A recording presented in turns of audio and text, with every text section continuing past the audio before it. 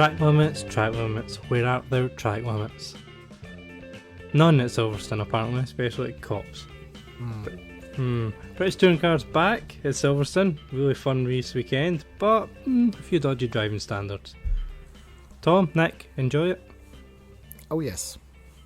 Oh, it's always enjoyable, but it was a little bit frustrating at times as well. Yeah, I think at one point there was a camera shot of about 8 cars off at Cops at once, all fighting, and you're like, what he's doing, boys? There is a line there. Yeah. The thing with that bit, I know we're jumping around, but you started it, Colin. They can run off there like 1 or 2 times, something like this, before getting a warning, before getting a penalty. But on that particular lap, everybody just used it. And it looks so embarrassing. Yeah. And in theory as well, they should be able to run wide slightly, but they run massively wide, don't they? Yeah. It's not just, I was a wheel over. It's, I was 6 car widths over. Yeah. I've got some other thoughts about it, but I'll save it for later on the episode.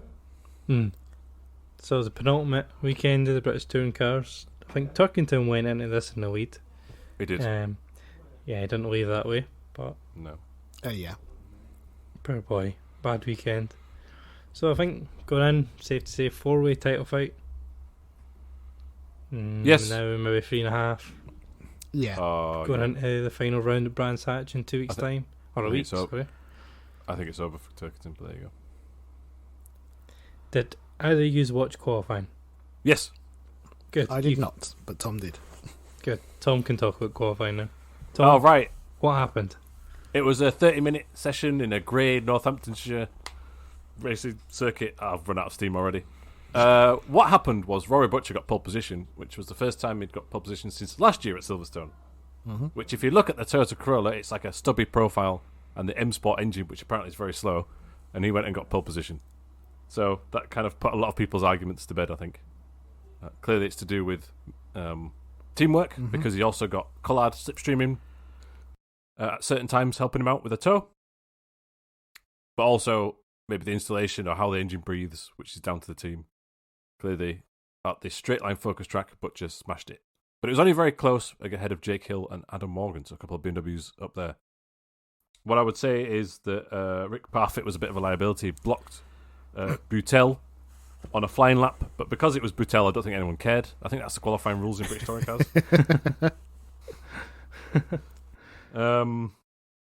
It was a story of teamwork. So all the top sort of teams, I would say, were sacrificing one car to give others a tow. So Jelly was ahead of Hill, was ahead of Turkington, and that was their train to try and get slipstream. Camish, the entire session, had Sutton just behind him. He outqualified him, but obviously he had more hybrid boost. And the Toyotas were also playing on it. But I thought of note that Ingram, who was a 4th, very quick, he was flying solo, despite having 3 teammates, quote-unquote. And none of the BTC cars helped each other out, which probably explains Cook in 12th, which is still good considering their straight line speed battles all year, and Jason Plato down in 19th. Other than that, the only thing to note of was Gamble broke down in the session and caused a red flag, so that was probably why he was far down the field. Still 17th, it was better than last, despite his quickest lap time being deleted for causing a red flag and not being able to rejoin. And also, Dan Rowbottom, well down here. Now, he set 2 laps, his 2 quickest laps early on were both deleted for track limits, and then he never really recovered. So I'm not sure what's going on there, but not a good session for him. And then there was a little moment where Chilton and Aaron Taylor-Smith collided, seemingly. Otherwise, quite straightforward. Well, Plato will get his 98th, 99th and 100th win next time out, just to round it off. What, win all 3? Yeah. He's got to get to the 100 before he goes. Yeah, but unfortunately people have been saying that for a couple of years now. I know. Yeah. I feel like we say it every preview for the year. Okay, he's going to get to 100 this year. Yeah, it's not happening. No. I can't see it happening even if he stays for another 2 or 3 years. Yeah, He's just not got that pace anymore, is he? That outright pace, anyway. He had it at Snetterton. It was like the final throes of someone on a deathbed. You know when they go, oh, actually, I feel all right, and then 5 minutes later they die. Yeah. To be fair, I mean, it's harder now to win, as we've seen this year, with no ballast and the reverse grid not being as powerful. Mm-hmm. But he's not even in the positions often enough for the reverse grid draw. No. But even, it's not like Yeah, someone still, really point fights stands. through. Yeah. But, poor Jason. So, on to race 1. Yeah, all hell broke loose. Yeah. It was quite a messy weekend. It felt like an end of season. We really don't need these cars much longer. Kind of weekend. But so race 1, Butcher got away well, and Sutton dropped a few places off the line. Ingram then managed to take Morgan round at Brooklands for third, and there was a bit of a fight with Collard and Camish. First couple laps were kind of quiet, and then it all started to kick off. Ingram went up the inside the Lawfield on Hill, gave him a bit of a push, and then that just opened the door for everyone to try and come through. Ended up being 3 wide going into Cops, and this one annoyed me. So there were 3 wide going into Cops with Hill, Ingram and Collard. Collard was on the outside, and he just drove straight off the track, kept his foot in it, and jumped 2 places. Yeah. To go to fourth. It was like, but if you run that far wide, you shouldn't be able to keep your foot in it. Yeah, definitely. And then it's just an ongoing thing, isn't it? We saw the same thing at Thruxton. Not in the same way, but in people taking liberties with track limits and gaining from it. It's just, yeah. Lifting the curtain on this podcast production process. Before your computer was able to boot up, Colin. Yeah. I said, I was really angry. This move annoyed me. So I'm glad that you came on there without us discussing and said the same thing, basically. Okay. It's completely unacceptable. It's a deliberate overtake off the track. And as we come on later, I don't want to jump ahead, there's an incident where Collard gets pushed wide by Camish, right? And Camish has been reprimanded. But Collard shouldn't even be ahead of him. No. Or was he already ahead of him? Either way, he shouldn't have been in that position in that moment because he's gone deliberately off-track to overtake. For the second race in a row, actually. Second round. Yeah, that's very true. Yeah, if you're 3 wide going into Cops and you're the outside car, like you put yourself in that position, you need to back out. Yeah. But he just kept his foot in it and then gained. I think he ended up losing them pretty quick. Yeah, so basically Camish smashes into the back of him at the next corner. Down at Brooklands. But the you don't really see a clear replay of it. I think we're on board Ingram low down, who gives Camish a bump draft, and then Camish just doesn't stop for the corner. Wipes out Collard. You can't really see it on camera, but you can see sort of the aftermath. And that's what Camish has got reprimand for. And Collard lost a lot of positions, but yeah, like I say, Collard should not have even been in that position. No. And then that incident with Camish is the one that pretty much wiped out Colin Turkington's title hopes. Yeah. So I think it says Collard rejoining, and he joins back in before Lawfield, and it ends up squeezing up the back of cars that is there. And I didn't see who Turkington collected. Was it Morgan? But he got a tap and spun him round, and it dropped him to last, basically. It was Josh Cook. Or was it Cook?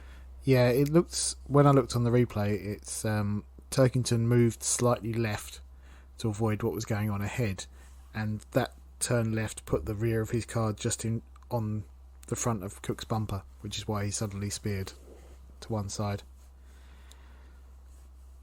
So yeah, I don't blame Cook for that at all. No, I don't. I almost feel like Colin was slightly overreacting a bit as well there to Collard to rejoin and being a bit tentative. But yeah. Anyway, that put Colin back down in the pack. Yes, which is not where you need to be. Weekend ruined. One. Oh, Jackson then had a big moment at Brooklands, and then I think he got punted. He did. Yeah. He held it well. There was a few of these. He held it quite well.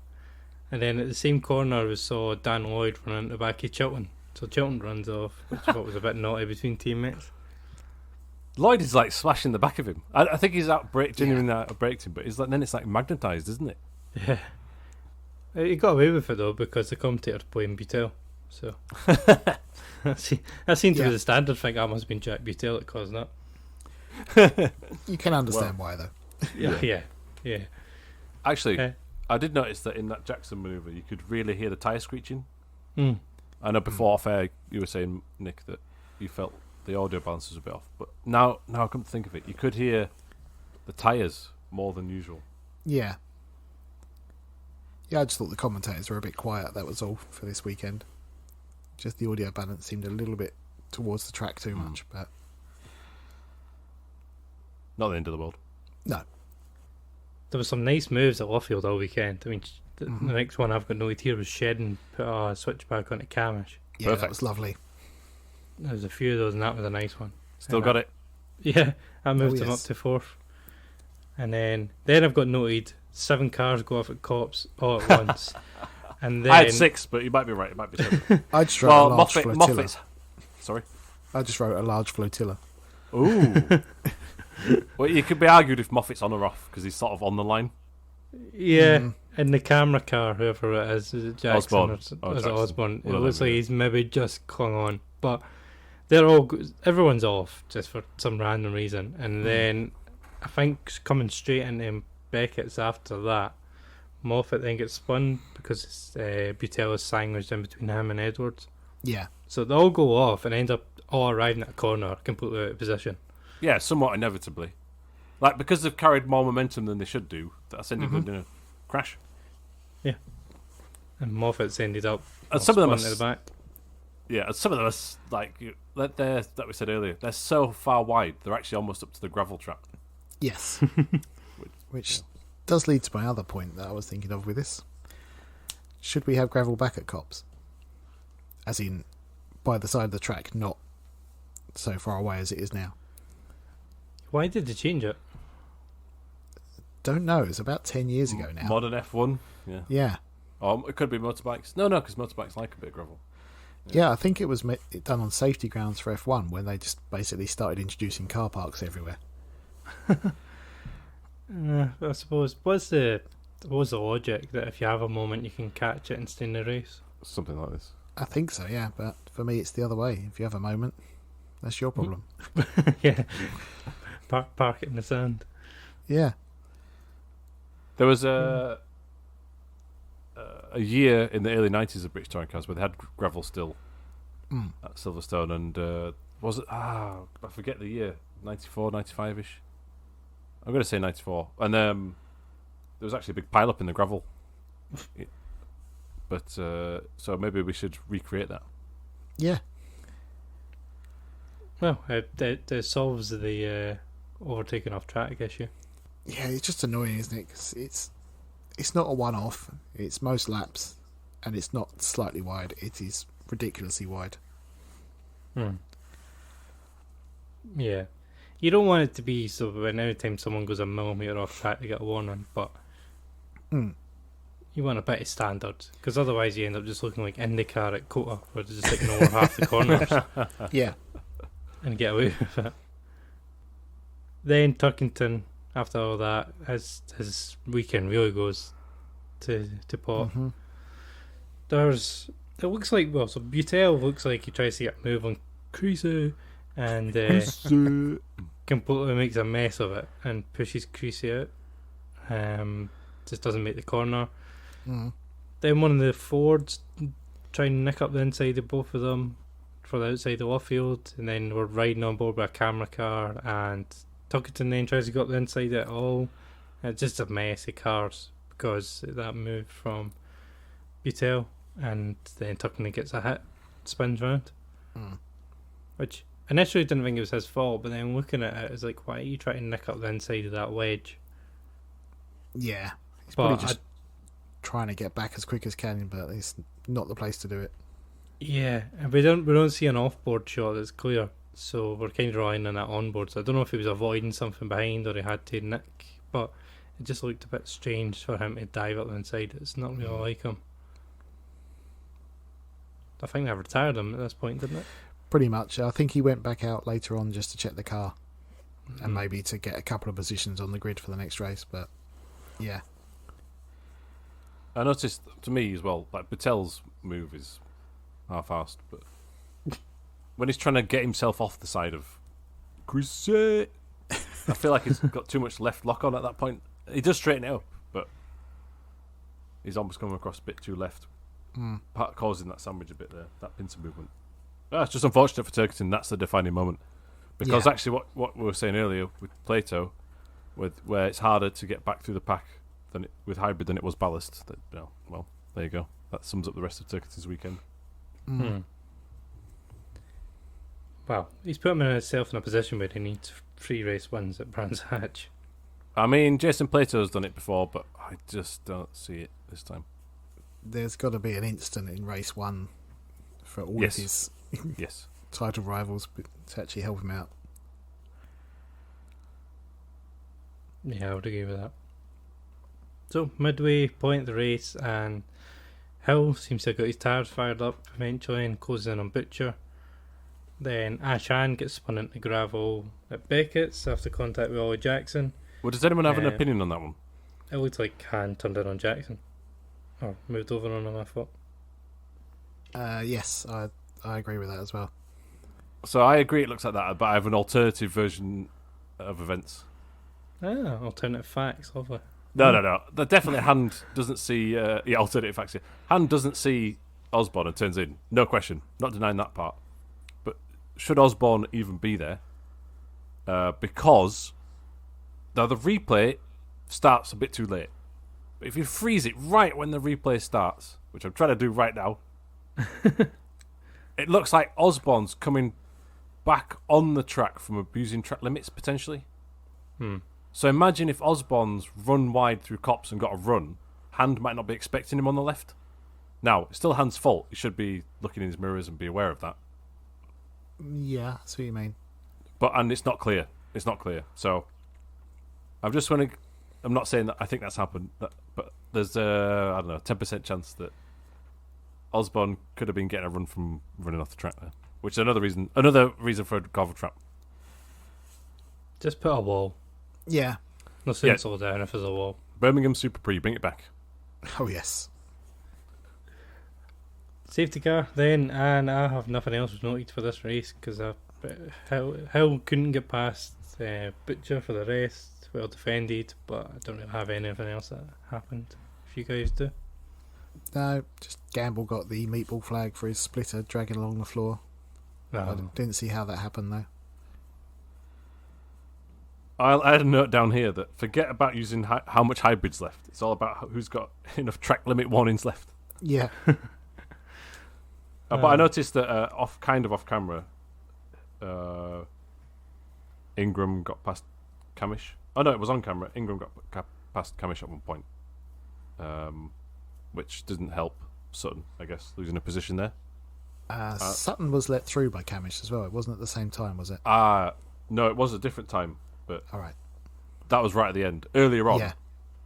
On lap 8, Ingram mugged Camish. I see. Then also the other small thing I've got is that Cook towards the end of the race, his position thing wasn't working. Yeah, I did notice that in the middle of the race at one point. Right, yeah. Oh no, that was Camish I saw it with. Okay. So I noticed it with Cook, and I was like, oh, is he retired? And we've not seen it. But then he was in the results. So I was like, oh, that's weird. Okay, on to race 2 then.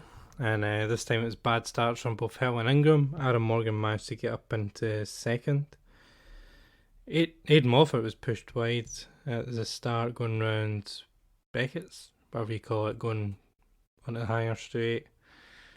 We then see Gordon Shedden got the inside of both Hill and Morgan's into Brooklands, and that opened the door for Sutton to sneak through as well. So Gordon got up to second with that move, and then Sutton fights the BMWs all the way round to Maggots and ends up in fourth. There was moments in this weekend where Shedden showed pace and aggression that he used to show. Yep. It's just he doesn't seem to have it every weekend with that car. I'm wondering if the car, it's a bit aged now. Well, Rowbottom's been next to nowhere for most weekends recently. That Well, like I car say, just in qualifying, doesn't seem to be there. Yeah, sorry, that's so bad. I've been cutting you up all evening. On you go. Well, in qualifying he had these lap deletions, but even then he was not up there. But then the whole weekend, I don't know if we saw him once, really. No, I don't Not remember really, seeing no. him. He didn't make any progress. I mean, in race 1, I think he finished 18th. So he started 18th and finished 18th. It's not good. Yeah, I think they're going to have a big rethink on that car over the winter. I hope they find enough sponsors and budget to build a new car with the new Honda Civic that's available. soon. It's a nice looking car. Yeah, which technically under skin actually bears a lot of similar parts to the old one that's currently using touring cars. Hmm. But The FK8. yeah. So I don't actually know the model code for the new one yet. But I'm sure if it is in commentary, British Touring Cars next year, the commentary team will mention it every available opportunity. But, Oh yeah. But yeah, I'm wondering if that's just an opportunity to. I wish Honda backed them so they could get the budget together to get a new one, maybe get quicker. Next move I had noted then was Sutton. Sutton put on a huge block on Adam Morgan on the Hanger Straight. Yeah. And I think he ended up picking up damage on his Naughty. left rear. I thought that was pretty poor. I'm surprised he got away with that one. Because there was contact, I'm sure it damaged his car. But that could have been bad. Going toward Brooklands. It was far too late. Like he's already lost the position. Yeah. Yeah, Morgan's got the run on. And it's very, very, very lucky he didn't end up in the wall with a massive crash and ending the season. Because 2005, Plato and Chilton were fighting for the lead in a similar scenario, and Plato turned round Chilton down that straight. He managed to survive, but it was very reminiscent of that. There's an overlap and a run, and Sutton's reacted too late. So I was really not a fan of that move. Bad move number 2 of the weekend. Yeah. They kept talking about Sutton maybe getting a meatball flag, but I thought it was just these. I think it was the wheel arch that was hanging off. Yeah. There was grounds for argument there, though. Oh yeah, definitely. BMW could have lodged a protest or something. I don't know. Kev Magnussen on the radio. Ingram then takes 5th from Aaron Morgan, and Jake Hill then takes Shedden off camera. I didn't see a replay, but I assume he did it round at Brooklands. It was at Luffield, so yeah, Brooklands Luffield. Dexter Patterson's then off the exit of Luffield. There's a gaggle of cars, and something happens, and he ends up off in the gravel, and I think there's a Cupra off as well at the same time. Yes, Nick Hamilton. Hamilton had a few bumps. Rick Parfitt, who was getting live interviewed in the car and everything, he got bumped off, I think, later in this race by Hamilton at Brooklands as well. While he was being interviewed, I didn't spot that. No, he was being interviewed during one of the safety cars. Oh yeah, he was. Yeah, right.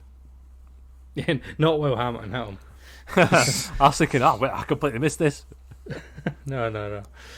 So yeah, safety car, restart, not much happens, but then Hill set us up a real lovely switchback on Butcher to take the lead on lap 12 into Cops.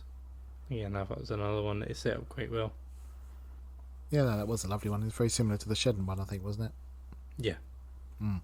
Yeah, just well set up.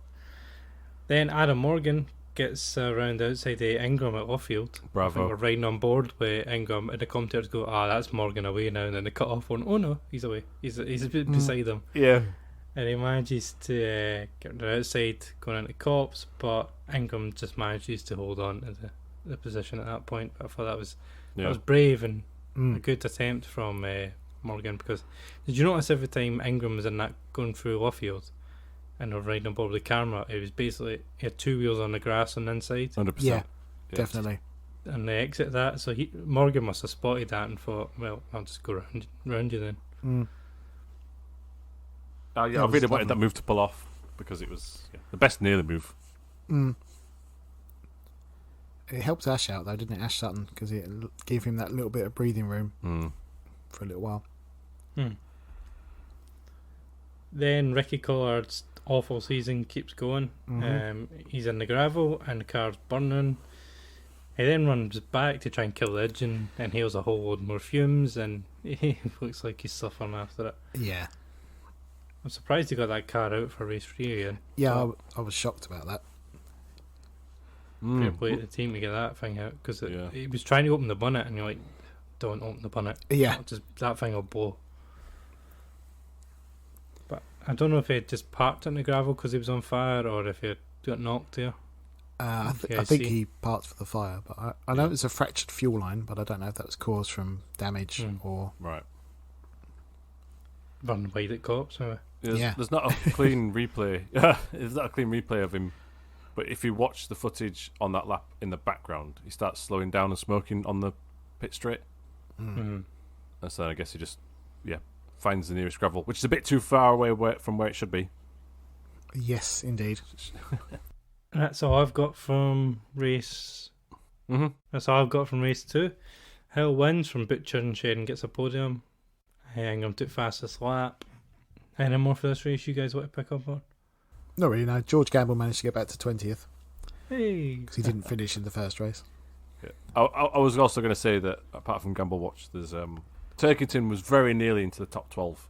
He could see the top 12th position on the final lap or penultimate lap even, and it was just didn't quite get there. At least it wasn't drawn out for him. That would have been the killer True. for him, wouldn't it? Yeah. Which I did say Alan Gow's making the draw, so 12th is guaranteed. But it wasn't. No. I mean, Tottenham was, I think he was only 0.15 behind to Cheltenham crossing the line. Mm-hmm. So he would have been raging. But yeah, it was... What's his name now? It was Alan Gow doing the draw, as you said. It was, and he pulled out, I think it was at 8, Josh Cook for pole. But he was also talking about losing the Ginettas. So the Ginettas are gone from Toka package from next year, I believe. Yep. But he says that they're looking for a new junior series for 2024. Yeah, which I thought was interesting. I wasn't sure if, sort of just spitballing it, would some form of TCR work as a junior competition? I think it would, but I don't think Gow previously anyway has been open to the TCR cars being anywhere near it because he wants to set apart the British touring cars. Yeah. It will just lead to a lot of comparisons of, oh look, they're only half a second behind and so much cheaper. Yes, that was my thinking for why it would work as juniors, but yeah, I see what you mean. Because it's cheaper for them to get involved in it. Yeah, that's all 1010 forum talks about. How much cheaper a TCR car is. 2024 though, so what's happening next year? Yeah, so this was a big surprise for me because I thought, we should talk about Ginettas, and then when you watch the Gow ball drop, it's fascinating.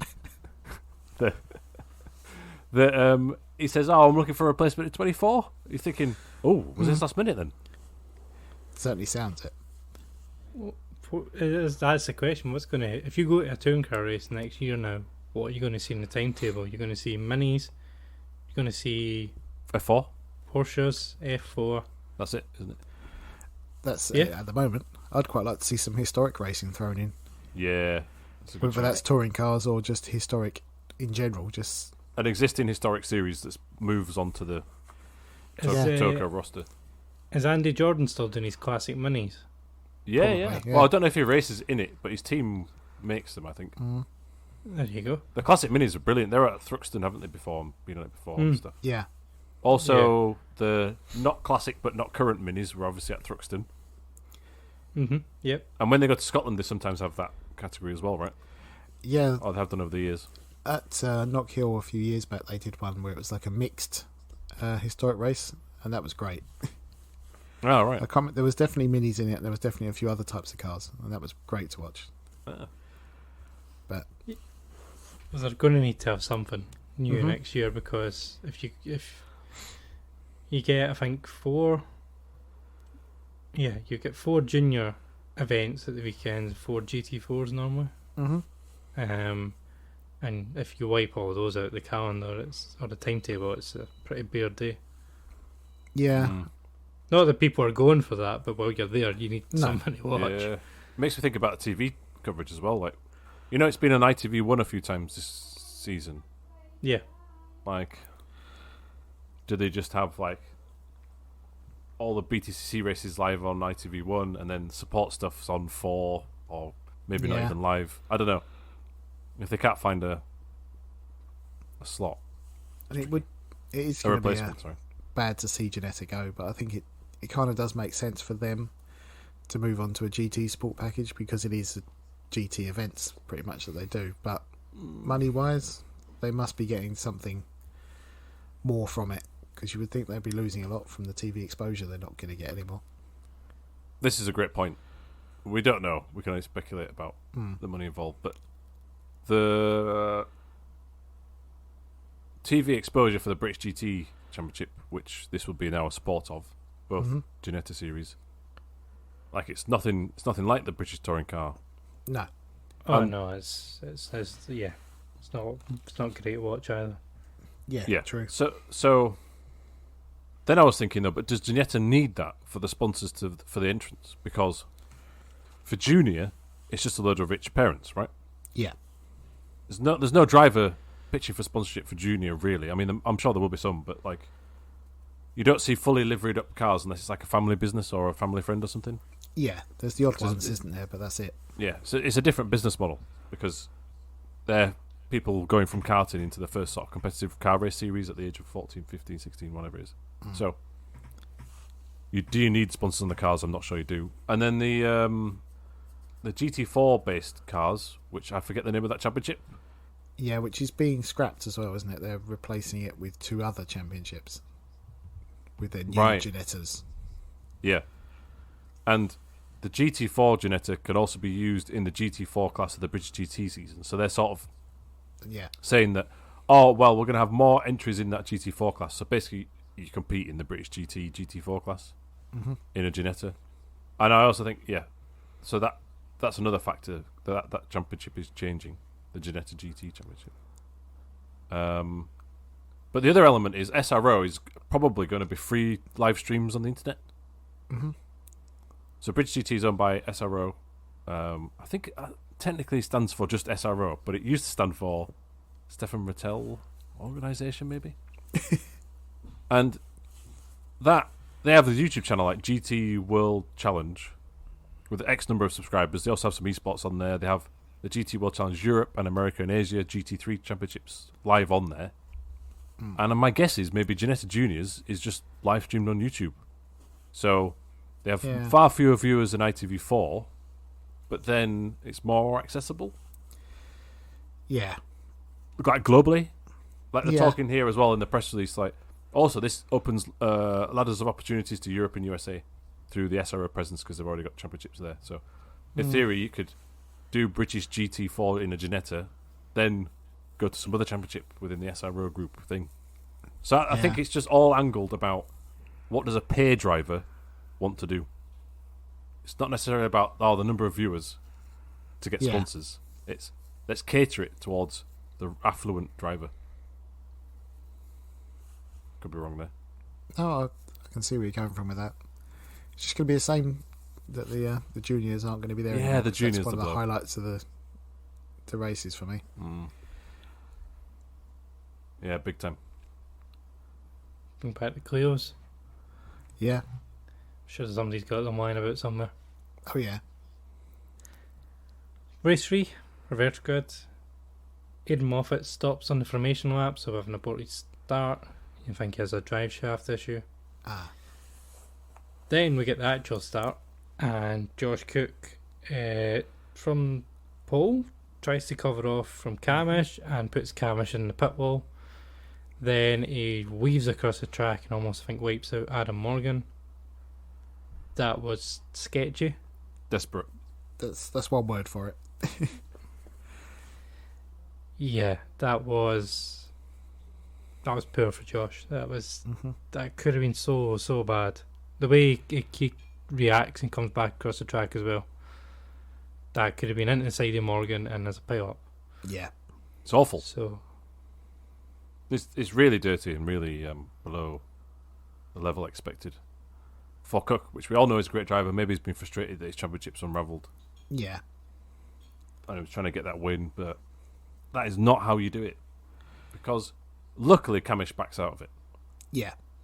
That's the only reason there's not a multiple car pile up there. Yeah, so that if Camish doesn't back out of it, it's Cook that's going in the wall first as well, isn't it? 100%, yeah. Yeah. So, like, for me, Collard overtaking off the track deliberately, Sutton moving too late on the straight, and Cook pulling off one of the worst moves I've seen in a long time on the start line. So that's one terrible incident per race there. Now, luckily, none of them resulted in like a big injury or anything. But if I was a steward, they'd be getting the book. It's probably why I'm not a steward. But anyway. Yeah, that was perfect, Cook. I suppose a bit of karma. A couple of corners later, when Adam Morgan then hits the back of him going into Beckett's and shoves him out wide, and I think he drops about 6 positions. Mm-hmm.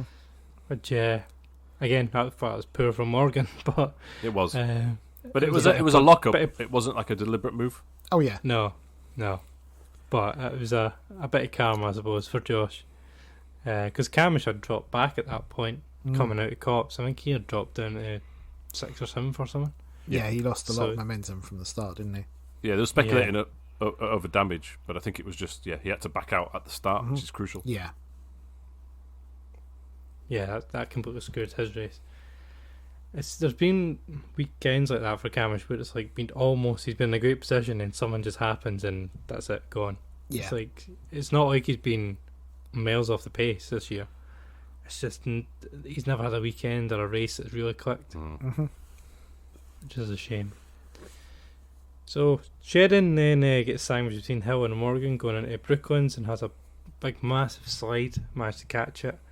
Hill drops a bunch of positions because of this. Lucky that Hill wasn't spun there. Now, I thought that Morgan tapped Shedden. Only very slightly, but I think that's what started that. Yeah, I think you're right. But Shedden slams the side of the BMW rear-wheel drive for Hill, and I thought, whoa. But no, well held. So at this point, and once everyone's bashed each other up, Ingram leads from Sutton from Butcher, the top 3. And then we see Rick Parfitt gets a hit from behind for Nick Powell, which then wipes out Jared Edwards as well. So her and Powell spin. It's not what happens though, is it? Well, that's what it looks like it happens, what the commentators say. But on you go. Oh, well, Parfitt moves in the braking zone, so I think that pushes Powell onto the grass that spins him round. If you watch the onboard shot, which is from Parfitt, you can't see Powell, but he's at the left track and then he's in the middle of the track before the apex of the corner. So I think he didn't see him behind him. And as a result, I think hasn't Parfitt been reprimanded for that? Yeah, he got a reprimand and his licence endorsed with 2 penalty points. Yep. Yeah. Oh dear. It was after this he got interviewed during the race. Ah, that's right. Yeah. But so He didn't start singing, that's good. Yeah. I was letting Parfitt off with this one and you guys just jumped on him. Nah. it from that angle, it's very easy to think, what? But if you look, Powell's arrived backwards and you start to think, why? Yeah. Very true. Very true. Poor Rick. No, not poor Rick. Come on. I'm being awfully sympathetic to him this weekend and he doesn't deserve it. So, Adam Morgan then runs wide and drops about 7 places at one point. He's, I think he runs away at Cops and then he just loses a bunch. Yeah. And then Dan Camish goes for a move on Cook and gets up the inside of Brooklands, which was nice. We then get a safety car. This is Ash Hand and Ricky Cord are in the gravel. You think Ash Hand's going to shout at Collard, but it's not quite what's happening. No. You guys seem to have figured out what happened there, so on you go. Well, yes, Tom. It was a really confusing incident. Do you not think, even with the replay on the thing, you're thinking, totally. Well, how is Colin Turkington sideways and catching it? Why is Morgan around? And how have those two crashed into each other off the track? It's bizarre. It takes multiple rewatches, and you have to watch. Each time you rewatch it, you have to watch each car that's involved. And then it starts to make a lot of sense. So, Jason Plato has caused an incident here and got away with murder. So, coming into Maggots, he drills the back of Jelly square on. And because the cars in front are close, it's relatively early stages in the race. Jelly goes straight into the back of Morgan, who runs slightly wide, but in that process of trying to catch it, he also clips the back of Turkington. So Turkington gets a wobble but carries on, loses momentum. Morgan's looped round. There are witness marks, and later on we see in the race of Jason Plato where he's got a bit of BMW on the front of his car. And when Morgan spun around, Collard sort of checks up to try and avoid it, but there's a Halford's car in the back of him, which I think is Robom. Yeah. Which spears Collard to the left and into hand, and then they crash off into the track.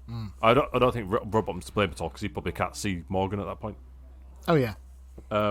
So it's a chain of events. No one's been reprimanded for it, but ultimately it's because Plato caused it from 4 cars back. Which is clever. Yeah. And until you pointed out Plato as well, I thought Yes. Turkington just got a wobble on his own, and everyone was reacting to that. But when you said it, and I watched it back, it's definitely Plato who initiates. So everyone listening who didn't think Plato was involved, watch it back 2 or 3 times again, and you need to watch for the black Honda Civic at the back of the pack.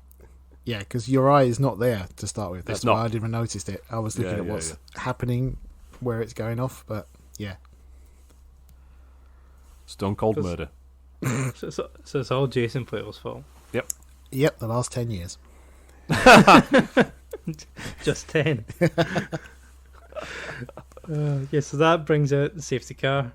We get going, and then Nick Hamilton stops on track for another safety car. How many times have a cars broken down this weekend? Yeah, it's quite a few, wasn't it? Ashan before the race, Gamble in qualifying, Hamilton here, Moffat. Pre-race. There was another one as well. Yeah, Gamble? interesting. Did you say Gamble? Oh, I might have done. I might have not done. But Gamble. Yeah. So maybe it's the end of the season and all the parts are getting worn out. Quite possibly. Oh, we know, but Yeah. Accelerate and Oh, yes. Car Store Power Backs Racing. And sorry, it's Bristol Street Motors with Accelerate, tradebycars.com. Yep. They both had points reduced in the team standings and independent team standings because of using too many engines in the season. Yeah, which in itself was quite interesting because one got more points than the other, and I didn't see it. Yes. So Power Max got 20 and Accelerate got 30. I wonder if Accelerate had to use 2 engines over the weekend. I don't know, it's weird. Yeah, because the release on there just says changed an engine, but it may well be that they changed 2. Yeah. Yeah, that's weird. Bit of a shame to have that rule in terms of, I suppose the rule's there to try and cut costs so that to make sure you look after the engines. But if you're renting the Toka engine, Yeah. which Power Max Racing is, it's a bit weird. It's a better system than what F1 does. True. So, Oh yeah, we don't want the grid drops, thanks. yeah. So I'd probably go with that over anything else, yeah. but it's a bit of a shame. It's just complicated by the fact that you rent the engine from M Sport and the organisers, and it might let you down. Yeah, just ask Josh Cook this year. Although, as you say, that's the excuses are starting to go. So at the end of the race, Hill put on some nice moves to get himself up to 4th. Ooh. Oh, did Camish let him through? Why would Camish let him through? Well, Ash Sutton's dad seemed to think he did. Did you see that shot? No. No. Right, I mean, so Hill's got a good move on Camish. It's coming down the Wellington Straight. Yeah. If you rewatch it, part of me thinks Camish could have fought it but didn't. I think the move's is kind of ahead, but Camish still has the inside line, so he could have outbraked him a bit, but doesn't. And it cuts to Sutton's dad, and I swear he says, "He's let him through."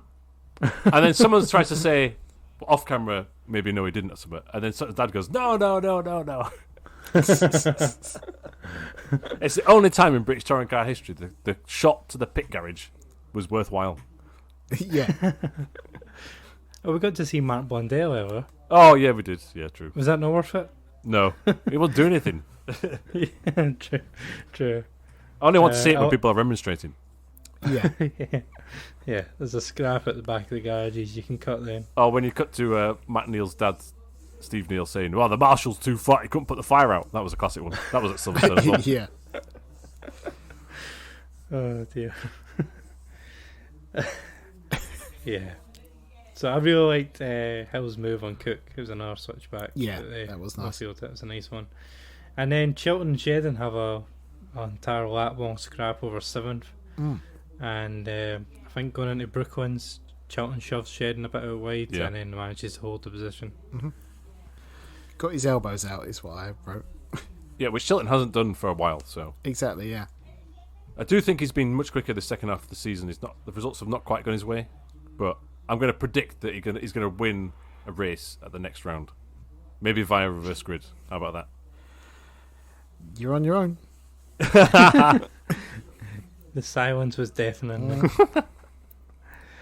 So, That's it for race 3. We're then going to the final 3 races at Brands Hatch on the 9th of October. Ash Sutton leads the championship somehow. Yeah. He doesn't Yeah, win that's races, confusing. but he's at the top. So he's on 3-4-5. Jake Hill's 5 points behind, and Ingram's 7 points off the lead.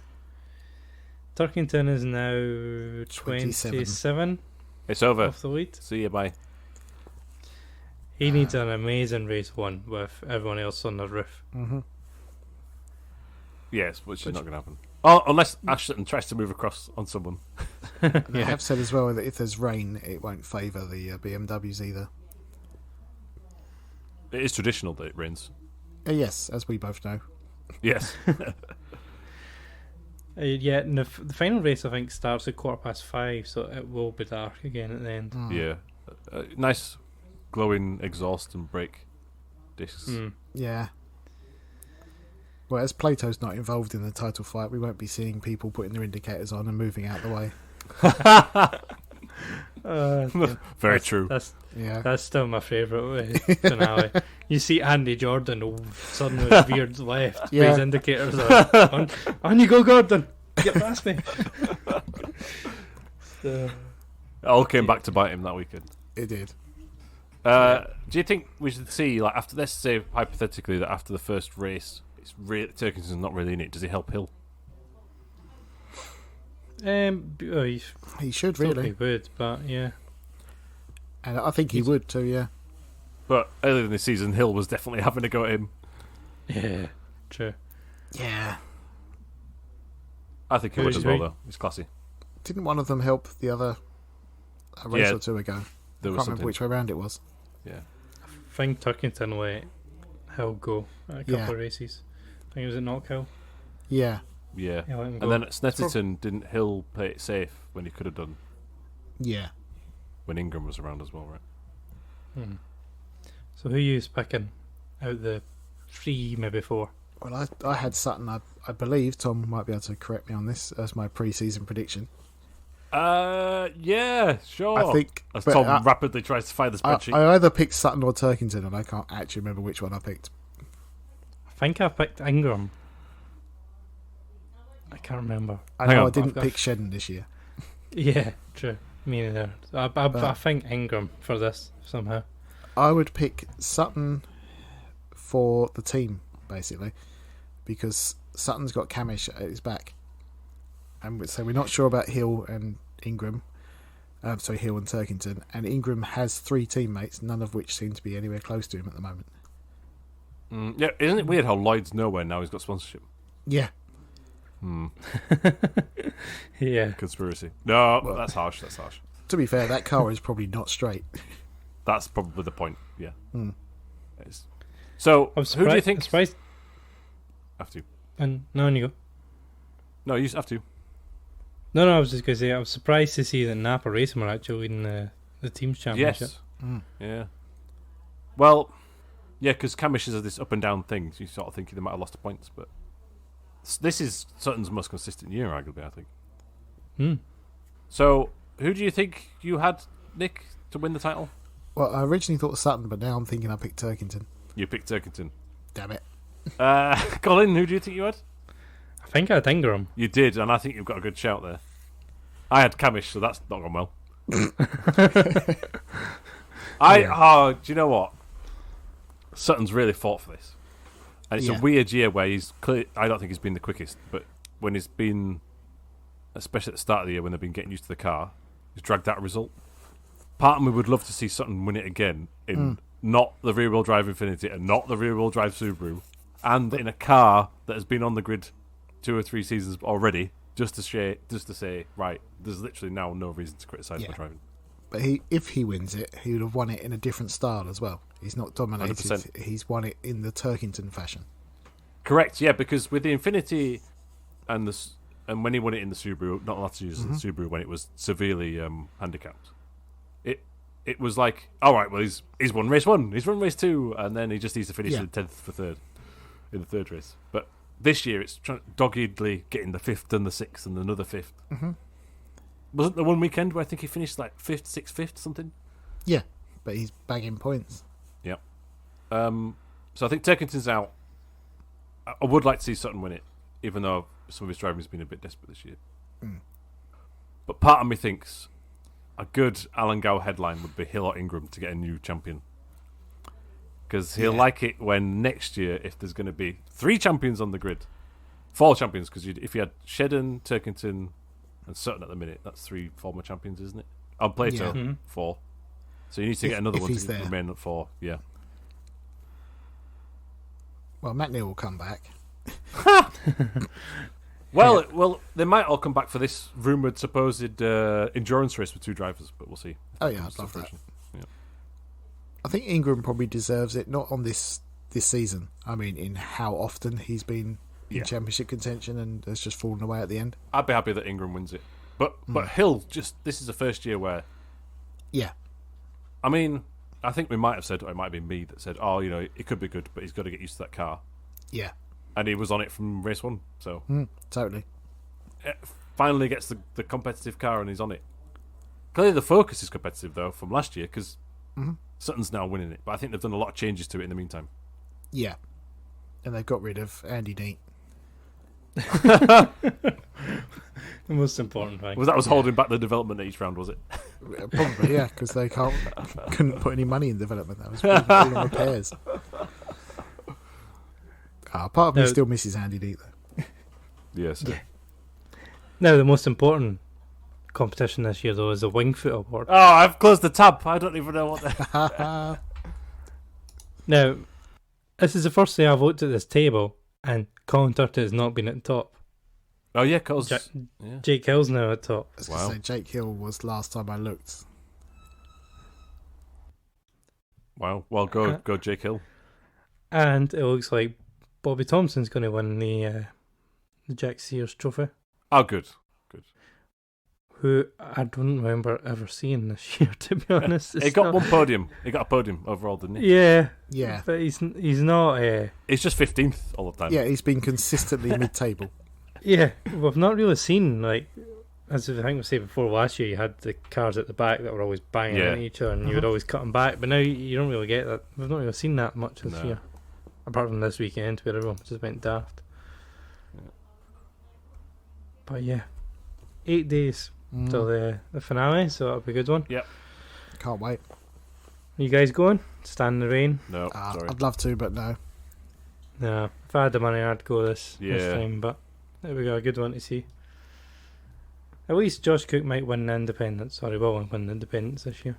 Oh, okay, that's the title for the sponsors. So he's got, yeah, need something. So he's got that at least. So we'll be back with Brands Hatch in a week and a bit's time to find out that Ash Sutton's just won it. As he normally does. Let's see. But yes, we'll be back then. So thanks you guys for your time, and we'll see you then. Yeah, love it. Have Thank a good you. one.